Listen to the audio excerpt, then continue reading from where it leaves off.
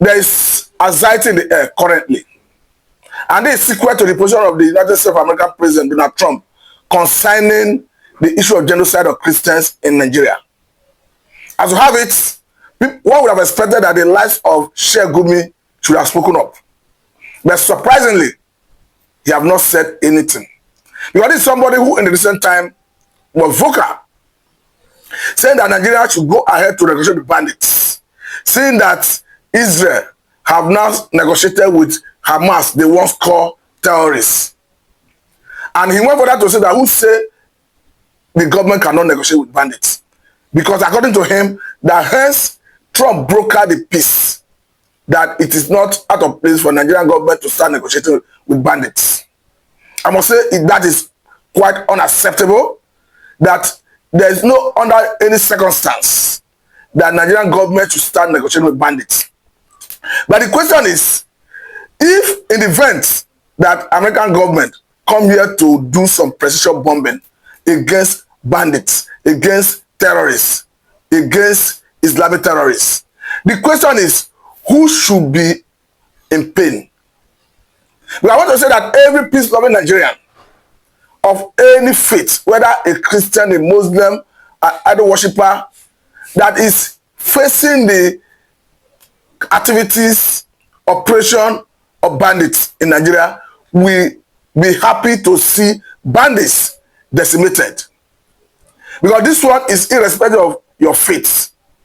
If someone from Zamfara, Katsina, Plateau, Taraba, Kwara, Benue, Kaduna, where the activity of these bandits is very high, sees those such precision bombing decimating those bandits, I want to say that they will be happy.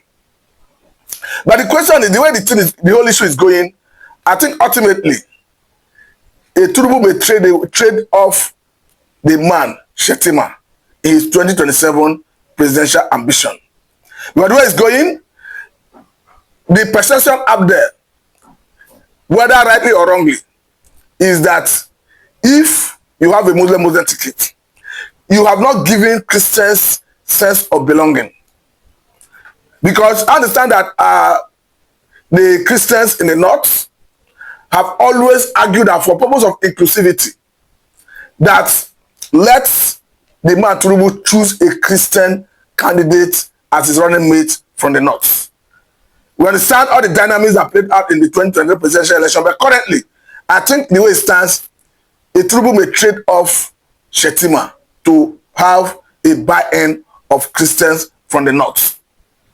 But the major issue at this point is, it is established that Fulani militias of Nigerian extraction is the fourth most deadliest terrorist organization in the world. So to that extent, we should know that we are dealing with a very formidable force that deserves every seriousness of government. More so, as the government, whether at the federal level, at the state level, at the local government, they have all sworn to an oath to protect lives and properties of Nigerians. As we speak, the president is the president and the commander of the armed forces. It behoves on him to protect lives and property. We have gone to section 14. Section 2B of 1999 Constitution as amended. It's very clear that the welfare of the people and their security shall be the primary purpose of governance. That is why personally I've always had on this position, and I continue to maintain it because I feel it cannot be overemphasized.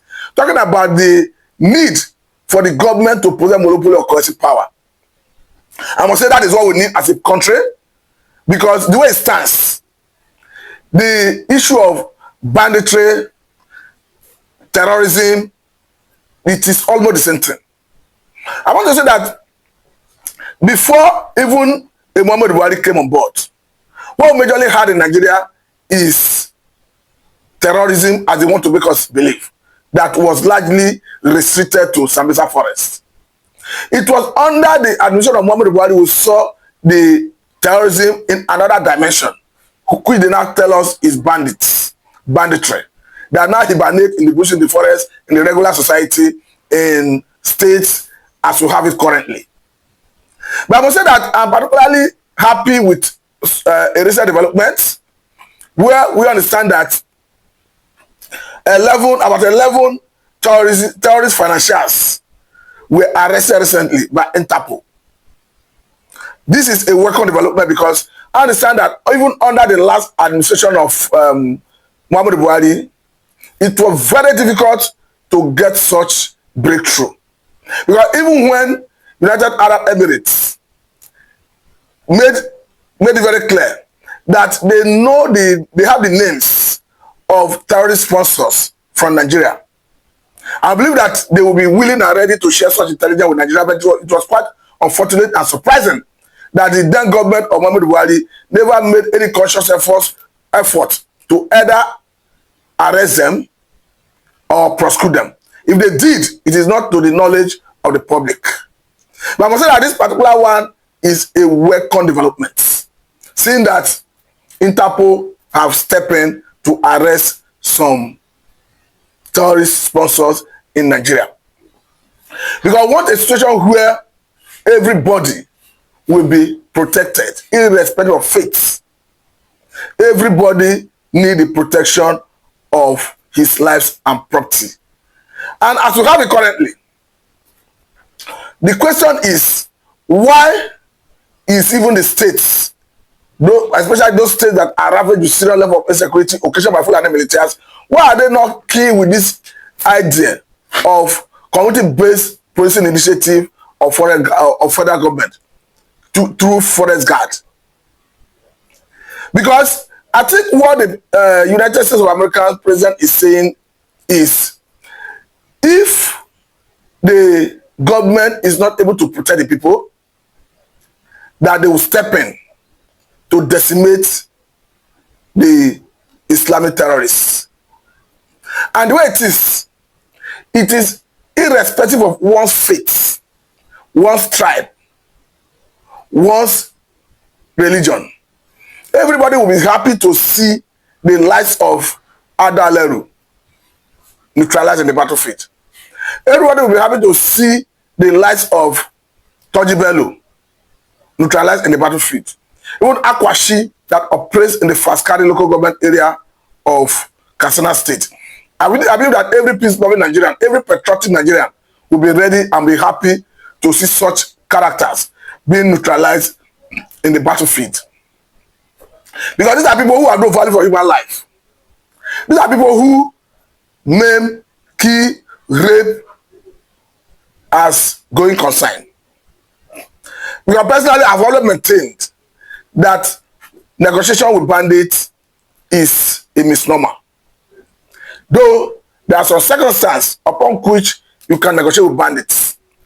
If you have your citizens in captivity and go for their rescue will endanger their lives, like we have in the time of Dutch guests and Chibok guests, under that circumstance is justifiable to say, okay, let us negotiate and have our citizens in captivity out of such captivity. But not a situation where nobody is in captivity, you are negotiating. The question is that negotiation, how long will it last? Because we saw recently where a peace deal broke down in, of course, in Zamfara State, where the bandits turn around to start kidnapping people. So that is where we must stand as a people, encourage the government to put them over currency power, to smoke these bandits out of hiding places, set them running, and bring them to justice. And this they must do collectively. I think, for me, the 3 tiers of government must collaborate and integrate the locals into the security arrangement. Hence, the necessary intelligence needed to fight the insurgency, terrorism, lies with the local. Because as far as I'm concerned, the issue of banditry in Nigeria is rooted in the north. And the question people are not asking is this: why is it that in the western part of the country we have Muslims in their large numbers, just as we have in the northern part of the country? So the question is, why is it that terrorism is not festering in the western part of the country? It only festers in the northern part of the country. I think it points to one thing. And it's simple. That the northern leaders, the stakeholders, who have more authority over the people are not doing their work. Talking about the sheikhs, like the Sheikh Gumi and co. It points to the fact that they are not doing their work because it is very clear from psychological point of view that if you do born child, that the brain is a tabula rasa, a clean slate, on which the critical writes anything he or she wishes to write. So it's going to show that the people from the north, the stakeholders, the sheikhs, they are not inculcating the right value system of the society into the children from the crowd. Hence, they allow them grow in the white, become vulnerable to be radicalized, at the end of the day, recruited into Boko Haram, ISWAP, and Salu terrorist group, and all of that. I said it because recently, the governors of our state was clear that most of the bandits are people who they know where they came from, who they know where they come from. And it points to one fact, that the stakeholders, the society, the caregivers, the parents are not playing their role in the life of the children. That is where I say that if you want to fight this issue of insurgency from a ideological point of view, from non-kinetic approach, the major avenue is to start educating children being given birth to from the cradle, giving them the right value system of the society, instead of allowing them to grow in the white and leaving them at the mercy of the bandits, of terrorists. Because even as we have it currently, even the attempt of some northern stakeholders to blame the out-of-school children in the north on federal government, I must say is unacceptable. Because I know the concern, the attempt of some northern stakeholders to put the blame of out-of-school children in the north on federal government. Even as I agree that the responsibility of training Nigerian child rests with the three tiers of government, talking about the federal, the state, and local governments. However, what behoves on federal government to do is the policy direction and the funding. And this they do for all the 36 states without exception. So the question is, why is it that we are not seeing as much as out-of-school children in the north? Why is it that the out-of-school children we see in the north, we don't see such in the south? Because in worrisome and disturbing the situation where in some states, you can see 60% out-of-school children. 50-something, 40-something, 30-something, 20-something, 10 as the case may be. And you are talking about a percentage that in some cases translates into more than 1 million people. It doesn't matter how you look at it, these are potential Boko Haram members you are breeding. Potential Assault terrorist members you are breeding. That is just the blunt truth, the naked truth. So to address it from that point is to say that let the northern governors, the northern states, take the children out of the streets. Because it behoves on the state government, the local government, to give the children compulsory education at least up to secondary school level. Because once they acquire that level of education, they will know their left and their right. They will not be easily be deceived and radicalized. And another issue is why I still continue maintaining this stance, that the northern stakeholders, particularly the leaders, are not interested in the education of the children from the north, particularly the grandchildren. But I can remember vividly under the former president of Goodluck Jonathan, how he started building evangelist schools across the length and breadth of the northern part of the country. And the reason was simple. Take the Almajiri out of the streets. Give the Almajiri proper education. Nobody is saying they should not acquire their Islamic knowledge, which they normally see as Islamia. It looks as if it is compulsory for every child in Muslim-dominated area in the north. Nobody said they should not do that. But why you do that? What stops you from allowing them acquire Western education as they go, as they grow? So that ultimately, they can become useful to themselves, to the immediate environment, and to the society and Nigeria in general. Because once they acquire Western education, definitely they will be developing their human capital, which is needed in Nigerian economy. But the question is, when a Muhammadu Buhari government came on board, they jettisoned the idea. And they stopped the whole idea of building the emergency schools. You begin to wonder, begin to ask, what is their intention? It means they have no good intention for the average northern child who is perhaps not from the political class, who is perhaps not from the high-level business class.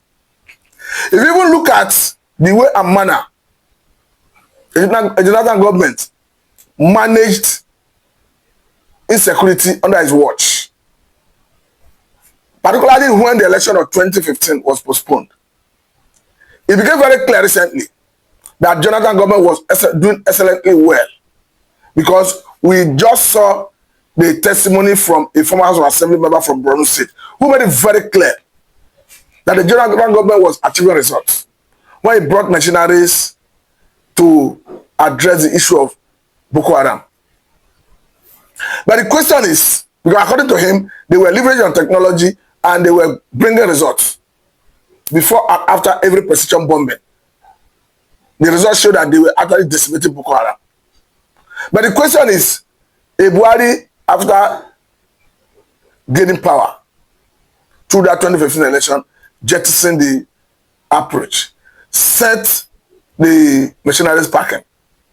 And today, we are still battling with same insecurity. So the question is, what did they not want? And the worrisome part of it is that they make this problem not just for the North, it is for everybody. Because the issue of insecurity, Fulani militias, that hit out before now, restricted to the northern part of the country, is already spreading to every part of the country. Because the issue of banditry is already being exported to the southern part of the country. Look at what we have in Benue, what we have in Kwara currently. A situation where people now flee their ancestral homes. And the question is, the lies of Kawu Baraje, who made it very clear the other time, that they brought in the Fulani militias to us a Jonathan out of office. I think the government at some point should start asking questions, because now Jonathan is no longer in the saddle, so why don't they ask them to go back to where they came from? Because if their ultimate aim was to up Jonathan out of office, and currently Jonathan is no longer in the saddle, so what are they still doing here? And somebody will be talking of amnesty for bandits. And these are people who they equally better to understand that they are people who come from other parts of the world, like Burkina Faso, Libya, Mali, and all of that. Because even Buhari himself, in his time as president, when he had an encounter with Donald Trump, made it very clear that the bandits are alien to Nigeria, that they come from different parts of the world. He even cited the issue of Gaddafi of Libya, that after the fall of Gaddafi, that most people, his lieutenants, his foot soldiers who left there, that the only training they had is how to shoot gun, and that some of them find their way into Nigeria. So now you now begin to wonder, begin to ask, by the time somebody is asking for amnesty for bandits, is it those who are alien to Nigeria, you are asking that they should give amnesty? So it then go to show that people will start coming from different parts of the world, converging here and be receiving amnesty. That is where I continue maintaining my position, that the best option left for the Nigerian government is to possess monopoly of coercive power, spoil the bandits out of their hiding places, set them running and bring them to justice. Because as far as I'm concerned, it's a legitimate thing to neutralize bandits.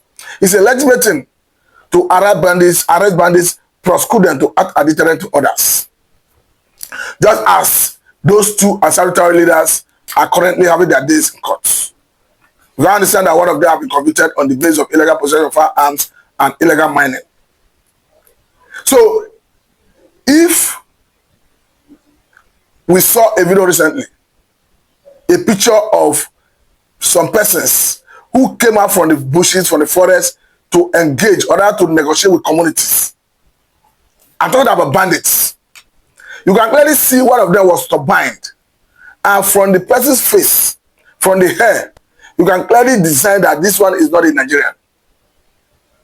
So I think it laid credence to the position of that retired military intelligence officer, that the ultimate aim of those who sponsor terrorism is to Islamize Nigeria. We are going to ask, where is that person coming from? That is not in Nigeria, that is combined. And he stays with the bandits in the bush, in the forest. I think we want to show that those are their emirs, their kings in the forest, in the bushes, who hope to come and lord it over any community, any jurisdiction, if they succeed in taking over anywhere. That is why the president must not give in. The president must not submit to banditry. The governors on their own must rise to the occasion to synergize with federal government to acquire monopoly of currency power, because as far as I'm concerned, nobody is ready to take excuse. Because as a governor of a state, you are sworn an oath to protect lives and properties of Nigeria within the confines of that state. So the best you can do as a governor is to strive to possess monopoly of currency power. And I want to believe that this forest guard initiative of federal government has come to give the governors that leverage. Because personally, I've been a very strong advocate that the governors should not be going by the name of, should not just be going by the name of the governors and the chief secretary of the respective states. Rather, that they should be given some level of security power to operate. And I want to believe that this forest guard initiative of federal government has come to give them that leverage. That's why I call it the likes of the government of Zamfara, Katsina, Kwara, Kaduna, Plateau, to jump at this opportunity of forest guard. As far as I'm concerned, it is a surest way. It is the surest way currently to give the state governors that security power to operate. Because I know the concern recently where the governor of Zamfara said that as a governor, that you're able to acquire some level of technology that enables you to know the movement and direction of bandits. And he was lamenting that his own shortcoming currently is the inability of him to command and control the security architecture within his state to operation. Understand that there are so many theater of operation where the military are engaging bandits in almost all these areas. But if you now engage forest guards, hence the federal government has said that the forest guard will be trained. Now, it will now, the onus will now lie on governor to deploy them, to know where to deploy them, how to deploy them. Hence, the governors have agreed before now that they now get more money as a result of policy of federal government or subsidy of gasoline and with the creation of efforts at the official window. Why am I saying this? Because what I'm saying is because the money to engage forest guards will not be a challenge. Hence, they now get more money. But at this point, let me say a very big thank you for your time. This is Mr.